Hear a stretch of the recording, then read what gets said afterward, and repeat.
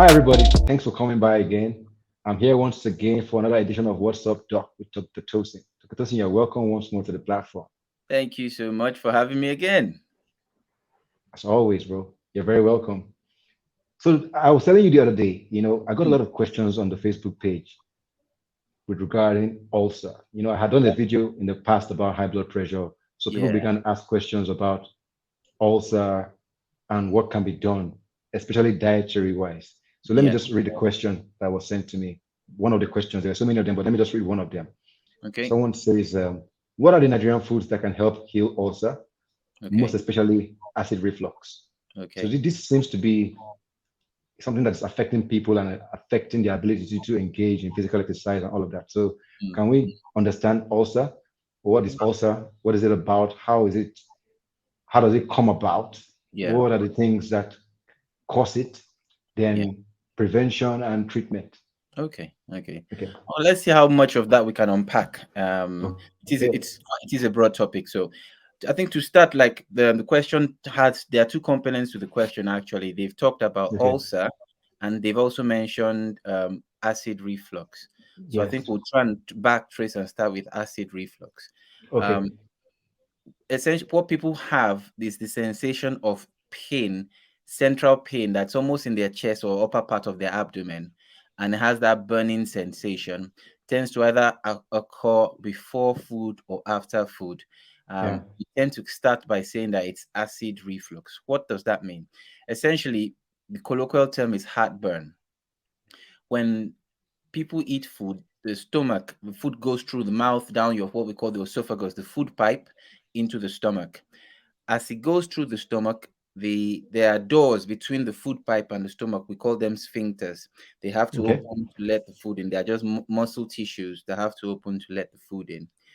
The stomach has some acid in it that is there normally, and when you eat, it produces more acid to add on top. Sometimes some of that acid backflows or splashes into the lining of the food pipe, just between the sphincter, so that little edge there. And because the lining is not made to um what do you call it, accommodate acidic fluid, it gives that burning feeling because it's actually proper acid. Your stomach actually contains proper acid itself, and so that Yeah. burns and causes that what we call the acid reflux. So it means that's Yes. gone backwards into that place. It Yes. happens in for a number of reasons. The causes for acid reflux vary. It could be from the type of foods people are eating to um, genetic causes. People may be born with some form of weakness of that door, what we call the sphincter. Yeah. And more recently, we are finding that it is getting more common in people with obesity and large for weight sizes. And we're also finding it is in the fact that it's something that's becoming more common in our modern day society. So Yeah. the element of stress has been brought into it. Not it's more, the nuance is that the stress is more the fact that a lot of people have started eating on the go. They don't really take time to eat their meals. They are distracted. You are watching TV while you are eating. So all these factors have seemed there are theories around it anyway that play a role. Yeah. So that is acid reflux on itself. So common causes are types of food, and we'll get into that. Um, Being overweight and or some form of weakness in the sphincter itself can cause that burn. It also happens in pregnant women because with the pregnancy pushes the stomach up, and Yeah. obviously with the pressure pushing the stomach up, obviously lets the acid move back up as well. That is Yeah. part of the theory with being overweight as well, because the weight also impacts on the stomach and the pressure increases and pushes the acid up. Anyway, that's the Hmm. simple explanation. So that is acid reflux. Now, Yes. coming down to ulcer, and don't worry, I think just for people, we are giving a background foundation before we try and answer the questions. Yes. Coming down to ulcer. Now, the term ulcer, we use it for two types. It's called there's the gastric ulcer, the ulcer in the stomach, and we Yeah. also have the duodenal ulcer, the ulcer in the first part of the intestine. Those are the common type of ulcers. Yeah. Essentially, the easiest way to explain it is that you have a wound in the stomach. So Yeah. the medical term they'll tell you is the breaking. If you go online, they'll tell you it's the break in the intestinal lining and tissues. It just means you have a wound there. Just think about, Yes. let's say you were playing football, you fell and you Yes. cut your hand, and there's a wound on your Yes. hand. That's inside the stomach. That's pretty much the simplest explanation. The question comes about, how does that happen? Um, it happens in a number of ways. One of the ways that it comes about is, one, persistence of the acid reflux itself, that continuous acid going on that lining in the stomach or in the esophagus can burn the tissue there and create that particular wound itself. Another very common way is, we have found that there is a type of bacteria, we'll get to it, it's called H. pylori, that causes this particular ulcers in the stomach and in the duodenum. So Okay. that has been impacted as well. It creates a medium where normally when the acid is flowing on the stomach, the lining itself, it's able to tolerate it. But because the bug creates a medium there, that eats into the stomach lining and causes the ulcer and the wounds themselves. Yeah. The other common Yeah. cause, believe it or not, is the use of non-steroidal anti-inflammatory drugs. That's big medical term for things like diclofenac, ibuprofen, aspirin. Those are very, very commonly used drugs. In fact, there's a Even very common common, aspirin. yes.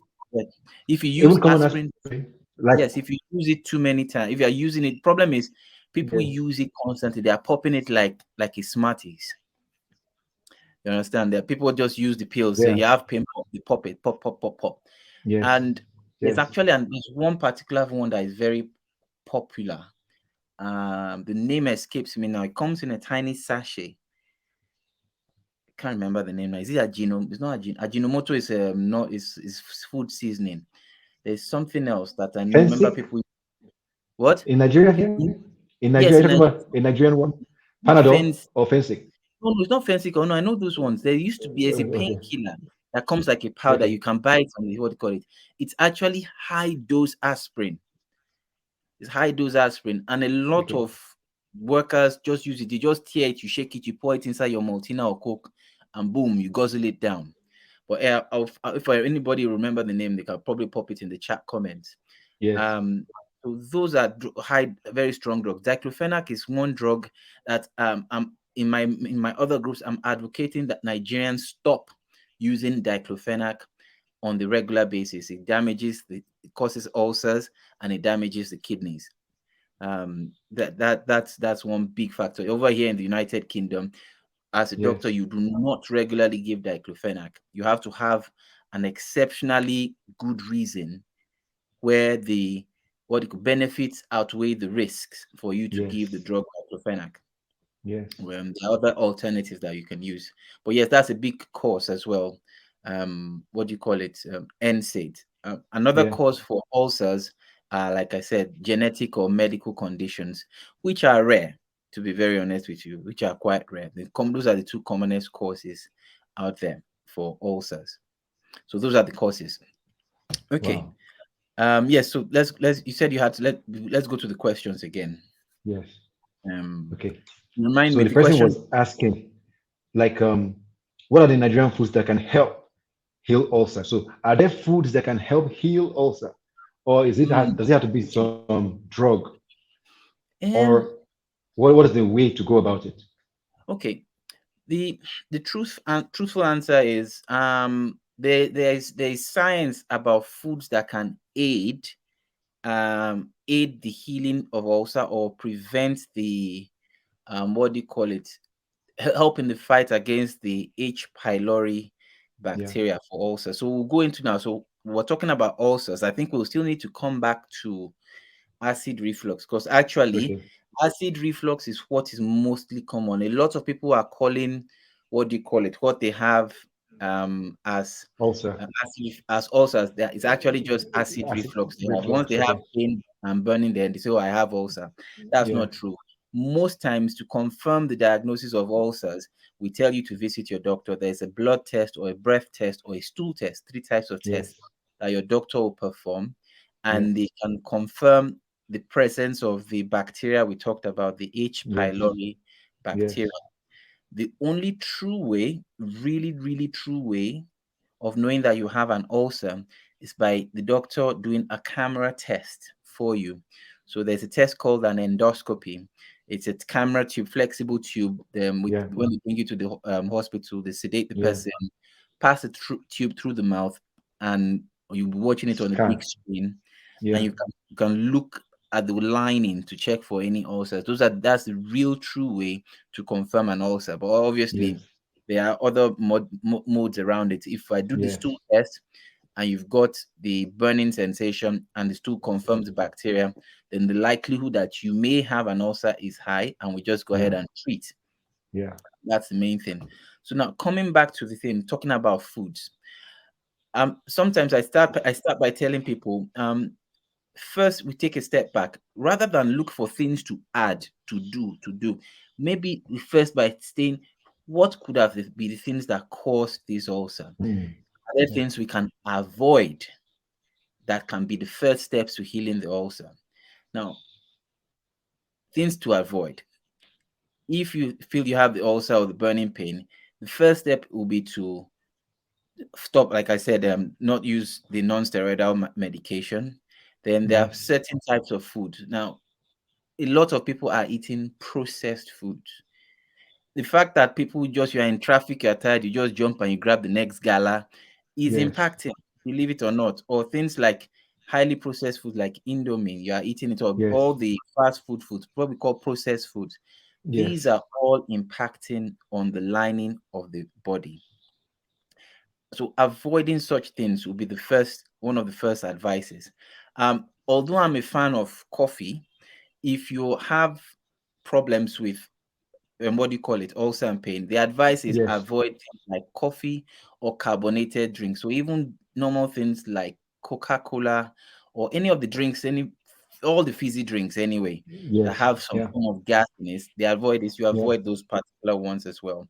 um Yeah. Spicy foods apparently. So some people, it's very clear that if you have that, try and avoid very spicy and hot foods, pepper and all those Yeah. things. The way I Yeah. tell people, if this person was to come to the clinic and I was seeing this person, what I would say is, okay, this is what's going on for the next 1 month. This is what we are going to do. When the person says, what food can I eat? I'll say, stop there. It's not about what foods can you eat to heal the ulcer pain. It's, let's start by removing things first. Let's reduce things first. Then we can now start adding things in. Because the Yes. way I explain it is, it's almost as if people want to drive a car by pressing the accelerator and the brake at the same time. Say, how can I move faster? Hold on first. Let's take our legs off the brake. Yeah. Let's Yes. avoid food first. I tell them to go away for 4 weeks. I tend to tell them to do like a diary or a book or something, where Yes. you remove coffee, you remove alcohol, because a lot of people say they have pain, but they do not know that alcohol is a big factor, and that even goes for lager, or if you are drinking any form of Guinness. All forms of alcohol Yes. make it worse Yes. if you have it already.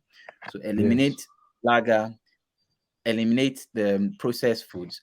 Even things, apparently things like tomatoes, studies have shown that they contain a bit of acidic medium, so try and avoid them as well. To and take those things out. Smoking is, Yes. is a big one as well. Avoid those things. So those are the main things to avoid. Then lifestyle change is another thing that is a big factor. The type of lifestyle people live.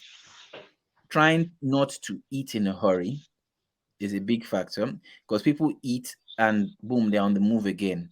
The body was never structured to do that, interestingly. Hmm. So that causes a lot of problems. So because when you are moving, you are definitely moving, things are moving around. So the acid medium is trying to digest the food while you are moving. You Okay. back in the days, So it's like having a cup of water and running with it. Things are shaking something like around. that. So Yes, that's just how it is in your system, that's right? how As it you're is. moving, the acid Back is like back moving around with you. So it's good to Yes, touch. back in our ancestral days, the honest truth was that Mm. when they came to sit down to eat, they sat down for an hour, 2 hours, and were having a meal. They were talking, and not like you've eaten, boom, you're up, you're Yes. moving again. Then obviously a big one is overeating. Most foods are made to the extent where they've developed what we call the hyper palatable taste. So you eat till you are so full. So obviously, if you've done that, that means the body needs to produce more acid to break the food down. And obviously, since there's no space there, some of the acid will inadvertently spill back into the food pipe area and cause Yeah. some burns or what we call gastritis there, which can make things worse for the person. Okay.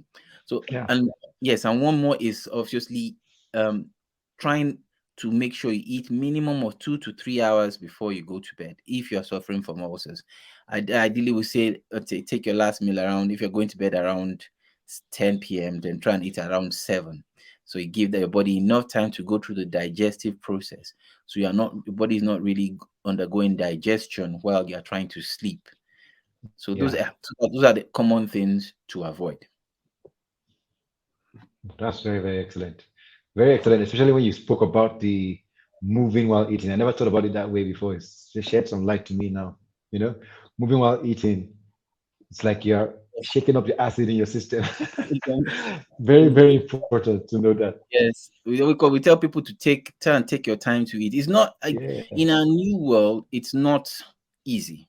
That's the honest truth. It's one thing for me to sit here and say, oh, do that, do that, do that. But in reality, it is difficult. If you're working in a bank setting, for instance, I have some clients that when we try and put things, because of the nature of their job, they just can't do it. It's just difficult. You only have So 15 minutes break. So it they is rush that, that time just to eating, eat and quickly you're bam. moving, or you're eating on the go while you're working. So the Yes, thing, because yes, there are theories out there that says that when you are eating in a stressful environment for the body I can't remember the exact word for it, but the body assumes that you are under stress, which you are actually under stress. So the amount of dedication on time it uses to digest the food may be reduced, or it might want to produce more acid. I'm not sure. There's a theory out there. I'm still exploring that. I've yes, not explored it yes. completely, but it makes a lot of sense because it, you are quite right. A lot of people have started complaining of heartburn. Always, I have ulcer, I have pain, and you have to ask yourself why.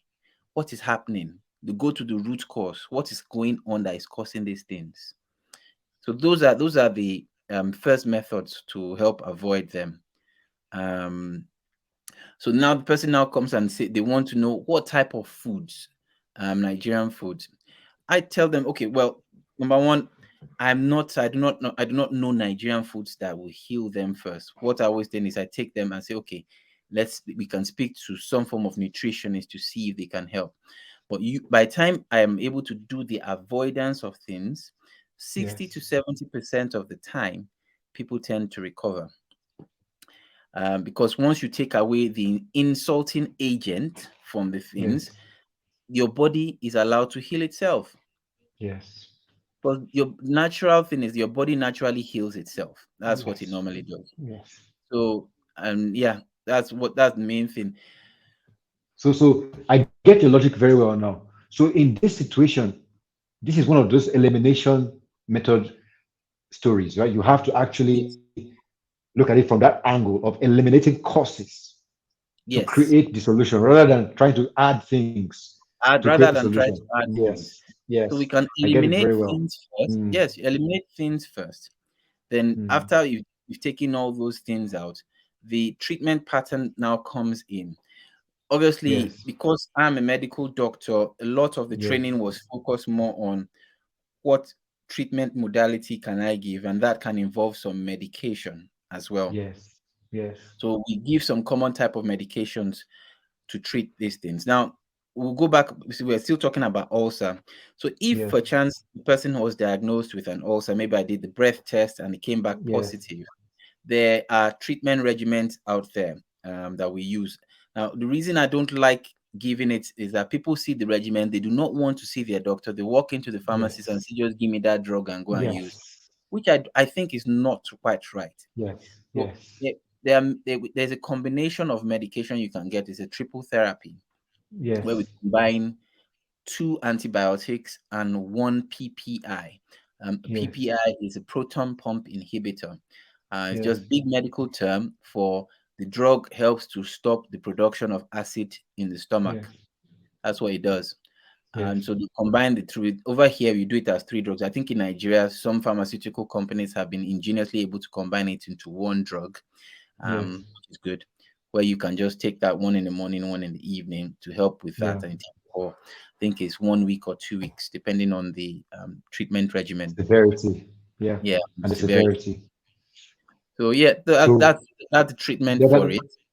yes. But are there foods that could help, for instance, with the pain that you could Yeah. recommend that would ease the pain in the process of this, especially now that the person should not be taking aspirin and all of that? Because I want to believe that some of them that have these pains Hmm. might have taken aspirin to aid the pain, not knowing that this might complicate the issue.